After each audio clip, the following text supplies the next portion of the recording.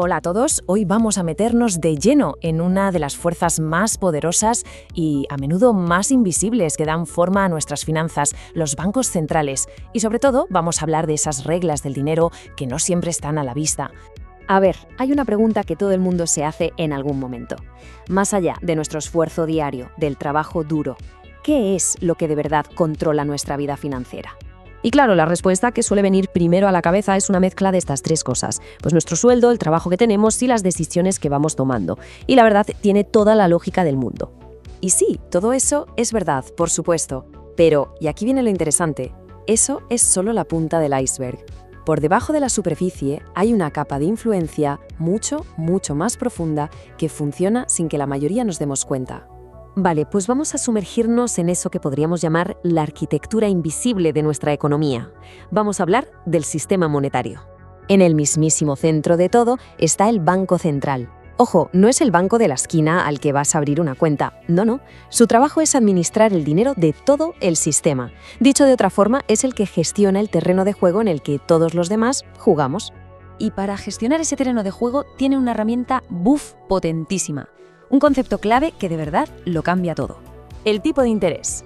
Y esto no es solo un numerito para economistas que salen en las noticias, no. Es literalmente el precio del dinero. Y cuando lo entiendes así, la perspectiva cambia por completo. Y aquí está la magia. O bueno, más bien la mecánica. Funciona como un termostato para la economía. A ver, si los tipos suben, pedir un préstamo es más caro, la gente gasta menos y la economía se enfría. Si los bajan, el crédito es barato, la inversión fluye y la economía se calienta. Es increíble, pero toda la actividad económica baila al son que marca esta única decisión. Y todo esto nos lleva a un momento crucial que hemos vivido hace muy poco, el fin de una era económica que básicamente ha reescrito las reglas para todos.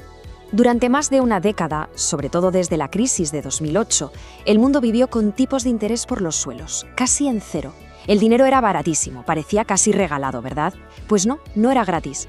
La factura simplemente se pospuso y al final ha llegado en forma de inflación estructural, o sea, un aumento de precios que se ha quedado incrustado en el sistema. Para que nos hagamos una idea del impacto, da igual que la inflación ahora se esté moderando. Los niveles de precios siguen siendo, de media, un 35% más altos que en 2019. El mordisco al patrimonio, ese ya está hecho. Vamos a repasar la secuencia que fue rapidísima. Antes de 2020, la época de los tipos históricamente bajos. Después, entre 2020 y 2022, ¡boom!, llegan los shocks económicos globales. Y a partir de 2022, los bancos centrales reaccionan pisando el freno a fondo con una de las subidas de tipos más agresivas en décadas para intentar frenar la inflación.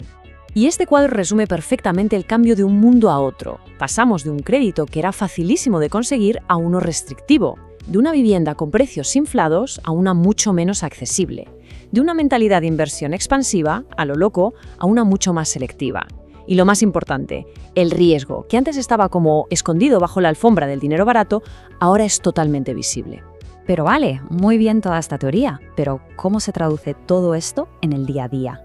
Vamos a bajar de la macroeconomía a la calle, a ver el impacto real en la vida de la gente. Por ejemplo, la vivienda. La lógica es aplastante. Tipos bajos significan crédito fácil. Más crédito fácil genera más demanda de casas. Y si hay más gente queriendo comprar las mismas casas, ¿qué pasa con los precios? Pues que se disparan. Es una cadena de causa y efecto de manual. Pensemos en una familia que compró su casa con una hipoteca a tipo variable. Cuando el Banco Central sube los tipos, su cuota mensual aumenta, a veces de una forma brutal. La casa es la misma, las paredes no se han movido, pero la carga financiera que supone les cambia por completo la economía familiar. O la persona que tiene un pequeño negocio. Antes, con el crédito barato, podía financiar stock o planear una expansión. Ahora, con los tipos altos, el coste de esa financiación es prohibitivo. Y los planes de crecimiento, claro, se frenan en seco.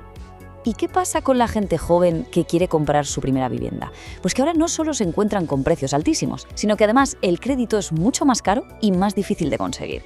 Esto lo que hace es retrasar la creación de patrimonio y no por falta de esfuerzo, sino por un cambio total en las reglas del juego. Entonces, ante este panorama, la pregunta es evidente. ¿Cómo se puede jugar de forma más inteligente? ¿Cómo se navega en esta nueva realidad?